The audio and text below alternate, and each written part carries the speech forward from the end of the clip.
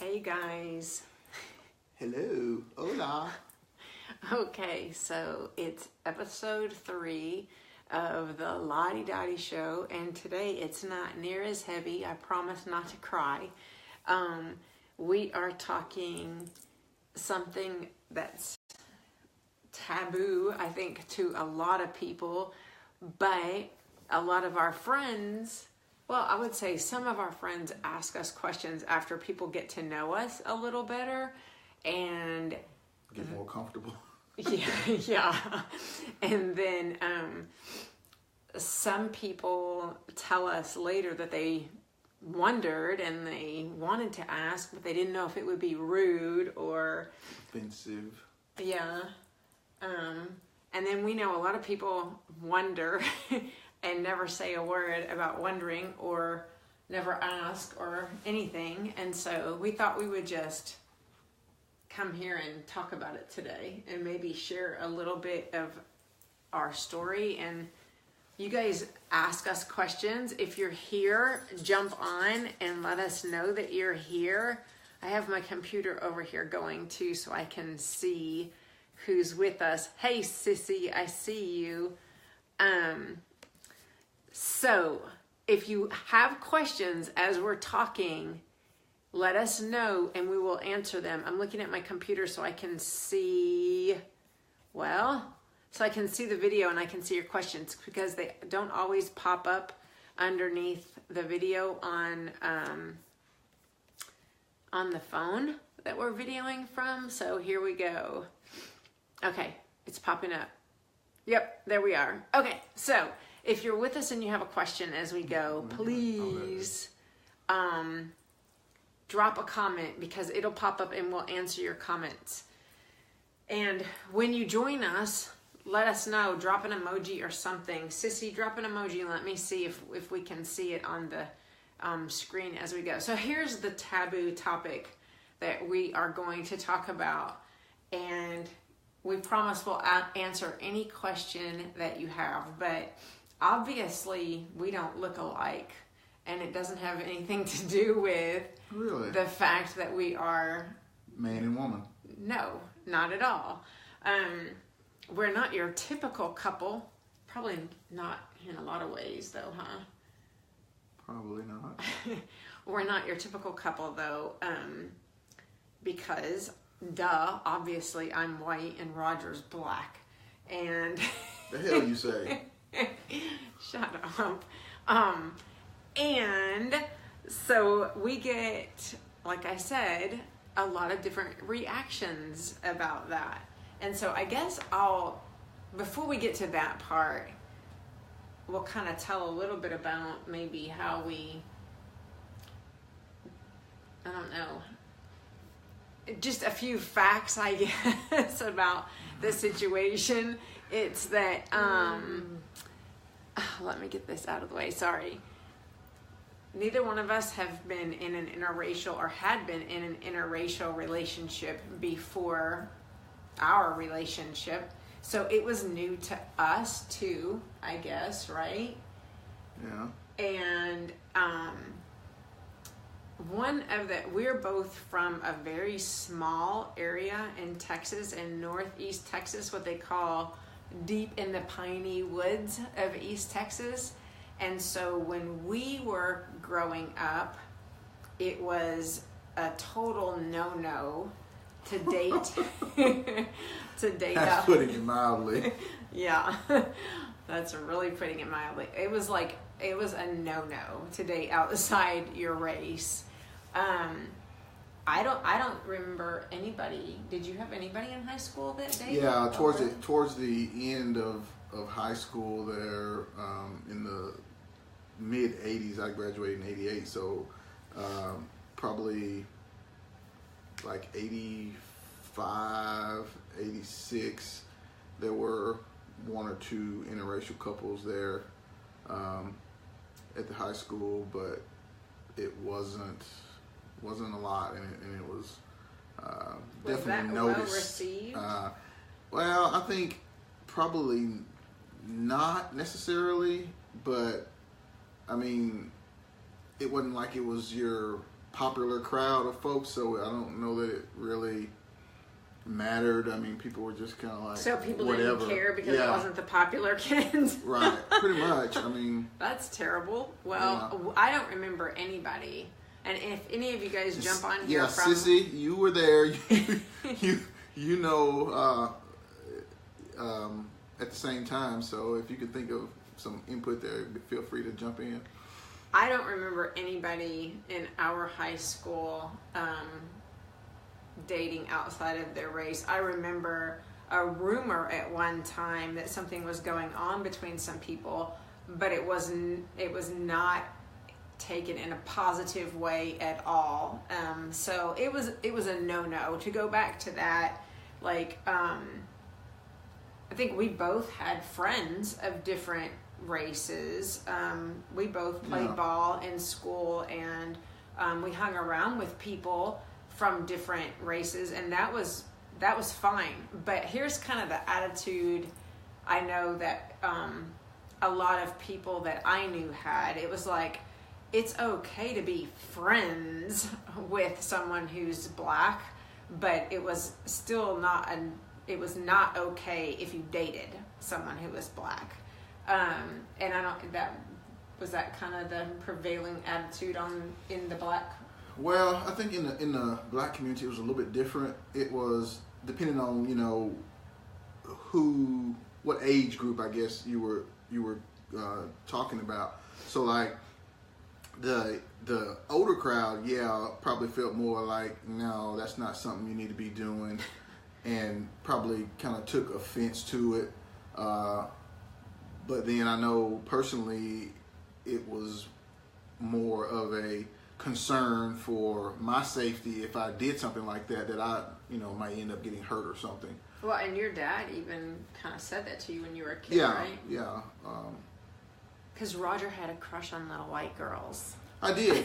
In elementary school, I did. I don't lie. But, I mean, I went to all predominantly white anyway, elementary school too. So, I mean, there were, in my class anyway, there were, you know, 2 or 3 other guys and a girl or two that were black. But besides that, it was pretty much the rest of the class was white. And so you always had a thing for blondes? So I don't necessarily know blondes, but yeah, probably.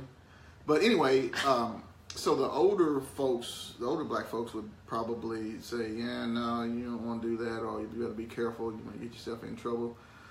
You might end up swinging from a tree, that kind of stuff. But the younger crowd, they wouldn't have looked at it necessarily, or they didn't, to my knowledge, they didn't look at it necessarily as in something that was a negative or that you shouldn't do necessarily. It was just that, you know, there were only going to be select opportunities. So it was kind of one of those things where, you know, it's kind of like you almost high five somebody, you know, if they were in an interracial relationship.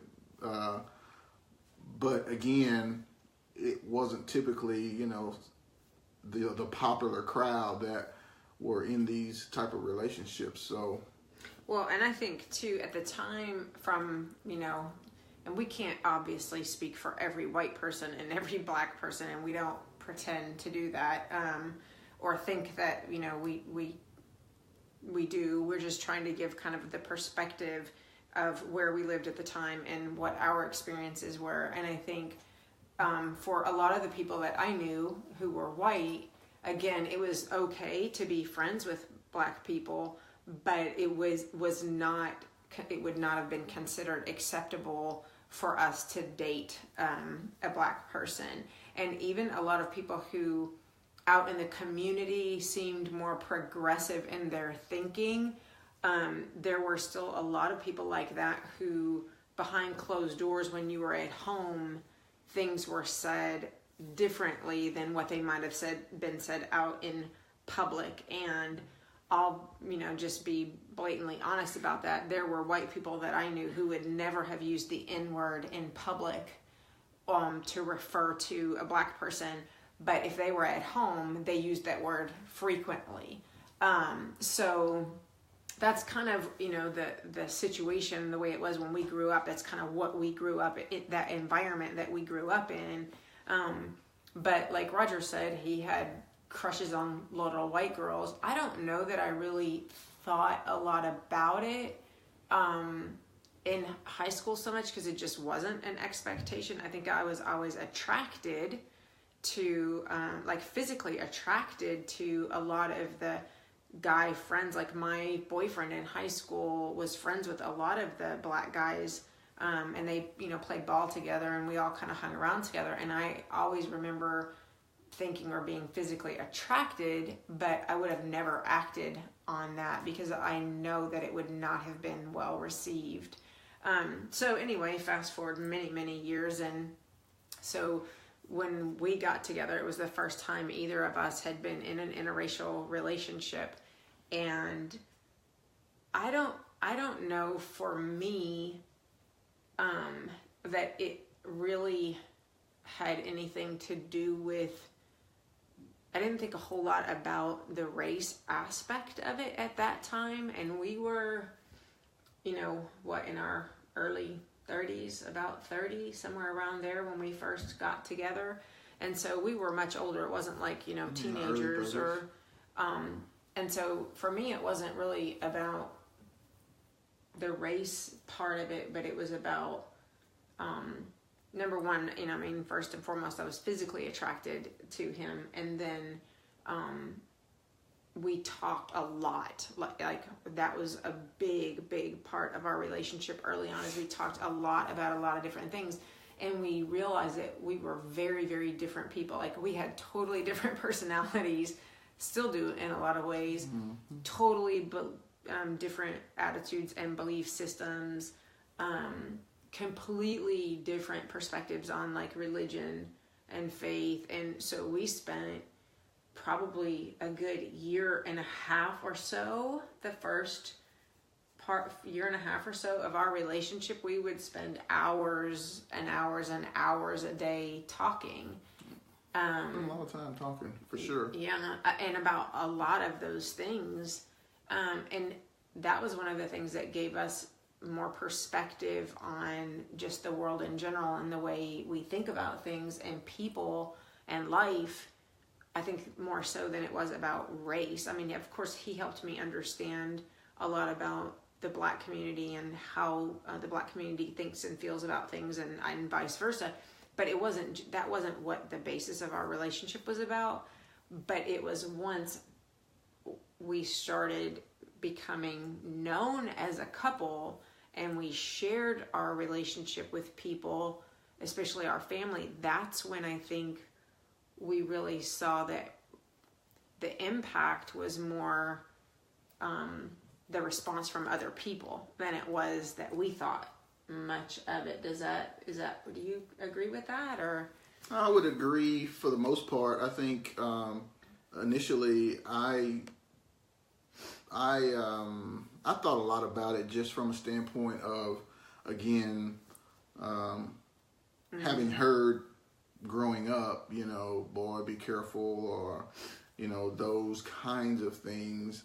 I was just always cognizant and leery and like scanning and surveilling anytime we were in public, just because I was trying to get a feel for the reception from, you know, the crowd or whoever we were around. Just, you know, just kind of be aware of, you know, some body language or some signals that people might be giving of disapproval or what have you. So I thought about it quite a bit, you know, to be honest. I was probably more like, I don't care what anybody thinks. And so I didn't pay as much attention as he did in those ways. And that's probably a gender thing too, you know, as a man looking for, you know, like looking out for our safety where we are, you know, I mean, but I think it was just even more so because of the race aspect of it. Yeah, I think even more so because although my concern was for our safety in general, I figured that I was probably more in danger if anything happened than you were. Yeah. So. Yeah, totally.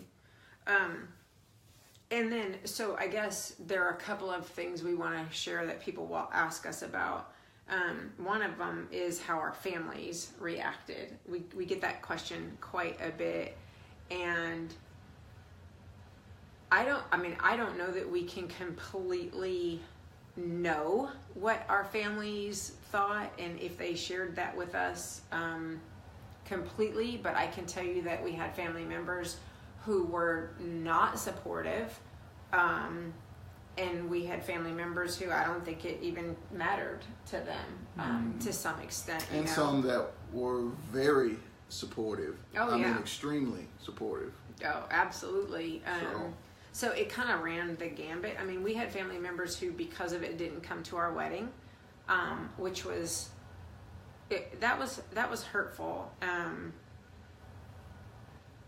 But I mean, that we knew how we felt and we knew what we wanted, and we weren't going to let anybody else affect that, and that was their choice to react that way. Is kind of how we. Yeah, it was their problem basically. Yeah.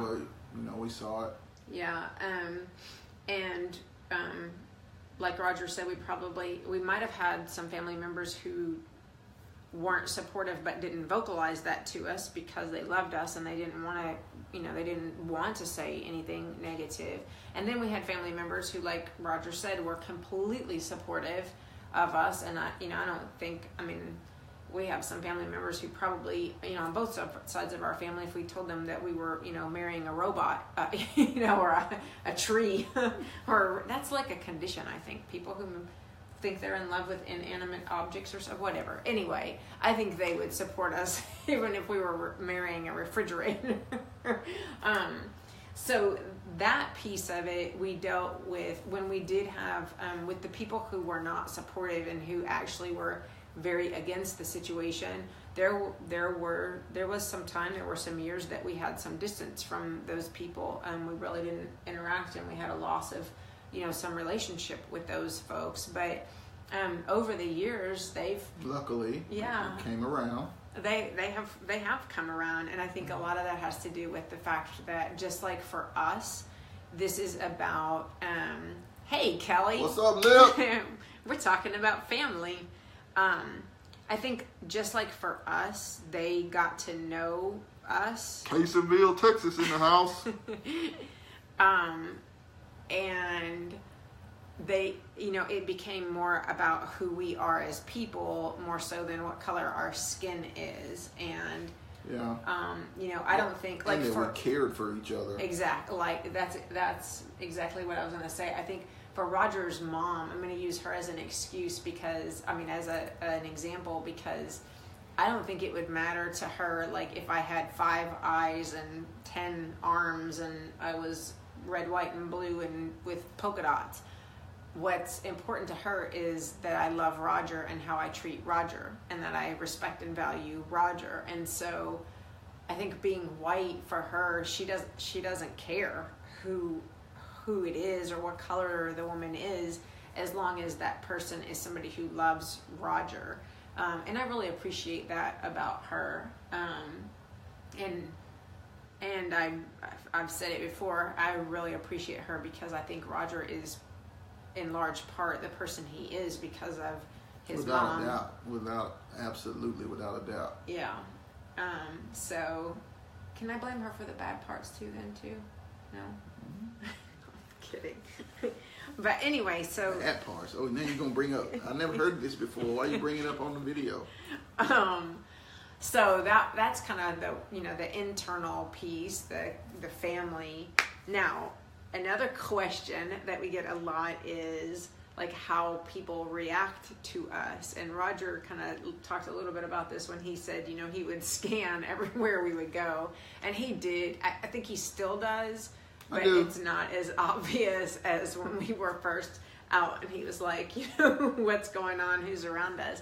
We have had some very negative experiences. People have been bold enough and brazen enough to do and say some really hurtful things. A few months ago, I guess it was now, I wrote about one of those incidents in a post on this page where someone just flat out kind of went ballistic at a restaurant and called Roger the N-word, and we had a little exchange with these people that I thought was going to result in me going to jail, but really, I think Roger reacted. I had to lay my religion down for a minute. I went and picked it back up, but I had to lay it down for a minute because I got hot as fish grease. Yeah, he did. He actually reacted more, I think, than I did, and that's kind of what shocked and scared me. But so we've had incidents like that. We've had we lived in South Texas for a while, and and we didn't really see anybody that looked like us. I think I could probably count on one hand how many black people we saw in the whole time we lived there, and we lived there for a few years. And we were very much, we stuck out like sore thumbs anywhere and everywhere we went, and that was not comfortable at all. It was part of why we moved back to the Dallas area too, to be honest, because we didn't feel like we fit in. We had, let me be clear, we had a neighborhood that we lived in who were phenomenal people. We still miss the best neighbors I've ever had. I mean, absolutely amazing neighbors. Yeah. And we stay in touch with them, and we still, miss them. And that was the sad part about leaving there. But that outside of that neighborhood, we were treated very differently. Even people who were our professionals. We had an incident one time where I don't think it was intentional, but a colleague said something that was offensive to me about our relationship. And again, I think it was intended. They thought they were saying something in a positive way, but it was very offensive. And another colleague of mine even came to me afterwards and said something to me about it. But so anyway, once we moved back to Dallas, we still have had a number of incidents, even in the Dallas area.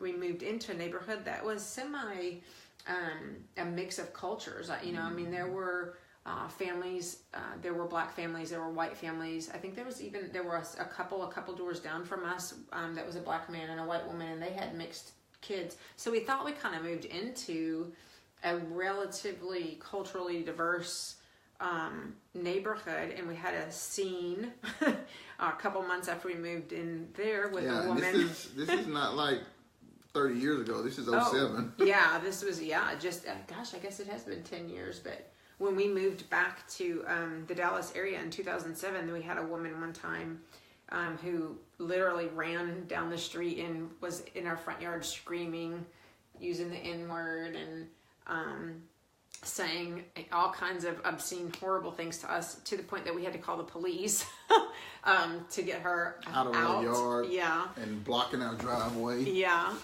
So that was an interesting situation. And we've had people say things in restaurants to us. I remember one time a guy at a table next to us was ordering, and it was obvious before this thing was said that there was some tension and discomfort, and there were looks and things. There was a definite disapproval, and he remember he ordered a Colt 45 and made some gun negative comment about needing to use it, or something along those lines. And so we've had situations like that, but for the most part, we notice people stare sometimes, and they probably, we look more different, I think, to people than we realize, because it's so normal to us. It's like anything else. Things become so normal that you don't remember why somebody might be looking at you. If that makes sense. So I don't know, what are other things people ask us about?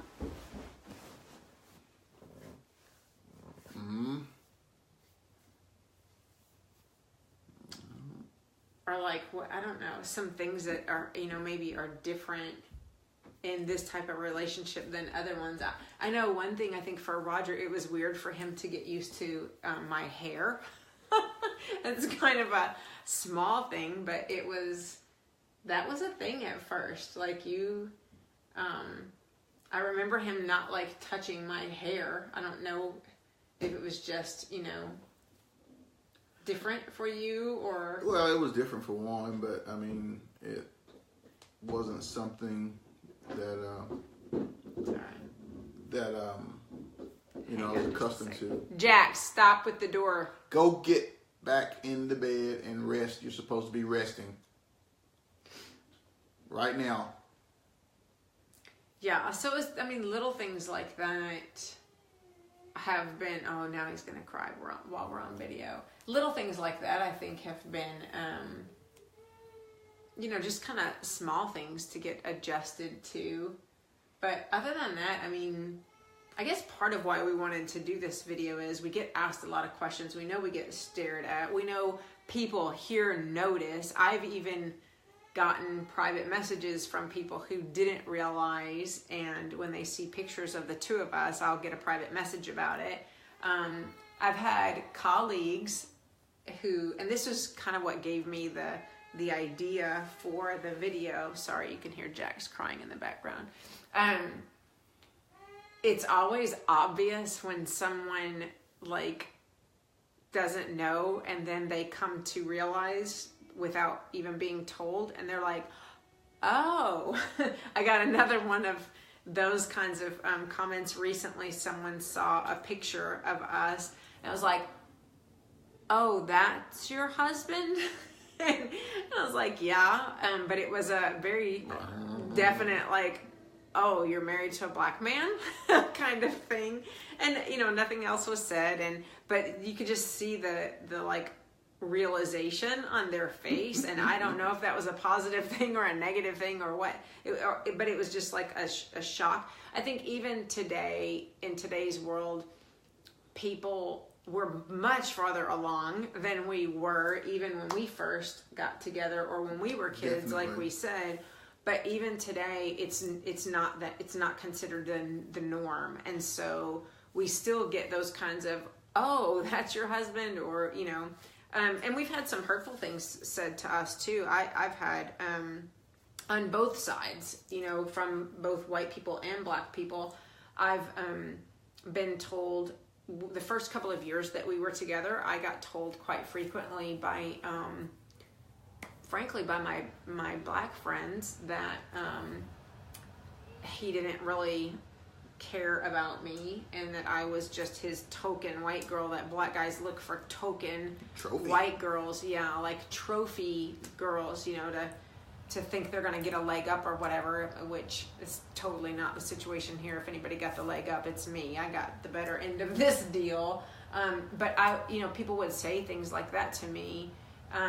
And I did have some black girlfriends who were not happy about the situation and made that. Oh, one of our good ones, Roger. But that is a thing that we've dealt with. So that's a way that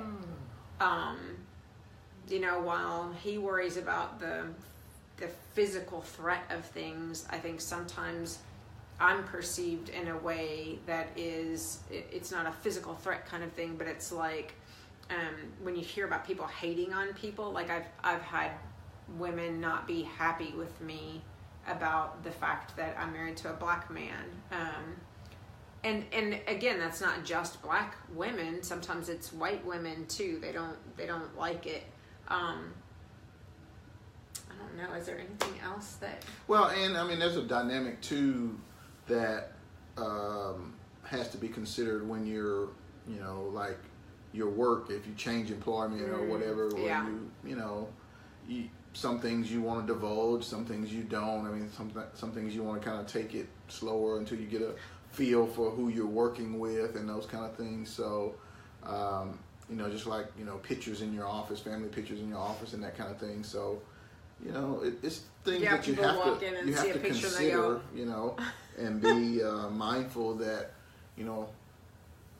people may not be receptive, or some people may think of you differently once they realize that you're in a interracial relationship. So, and I don't think that has anything to do with education or socioeconomic status, or for the most part, because I'm around highly educated people all the time, and Roger is too, in our professional lives, in our full-time jobs. And, you know, I mean, I've been around people who have PhDs who are as ignorant as people who have, you know, dropped out of high school. You know, ignorant in the sense of this kind of thing and how they react to people. And so I think that's probably, and we probably need to shut this down, we're talking way too long, but I think that's probably the biggest message here is that,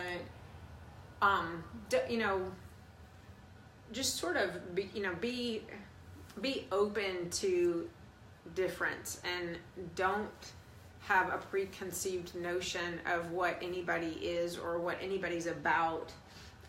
It's about, you know, people's character, who they are, what they're like, what they believe in. Let their actions show you who they are. Don't judge people by the color of their skin or even what they or who they're married to, or even what they say. Sometimes people say things, but they act completely differently than what they say. So the words coming out of your mouth need to match the actions. I always say hide and watch. You can learn a lot about people. When you hide and watch. They say one thing and they do something different, then you know you need to be leery and watch out. Yeah, and so I guess that's where we'll end is, you know, don't judge a book by its cover. And I'll add this one thing. Just because you heard something growing up doesn't make it true. You know, we're grown, and that's part of what we're given. Maybe we're not all gifted in discernment, but we have the ability to discern right from wrong, and we have the ability to think critically about things, and just that's what I guess we would hope everybody would do, is to, you know, listen, be open-minded, and make up your own mind about people and things and ideas, whether that's relationships, whether that's politics, whether that's, I don't know, anything in life, huh? Pretty much. You want to have the last word? Not really. Okay. You guys have a good Saturday. Bye. Later. Whoop! Gig 'em.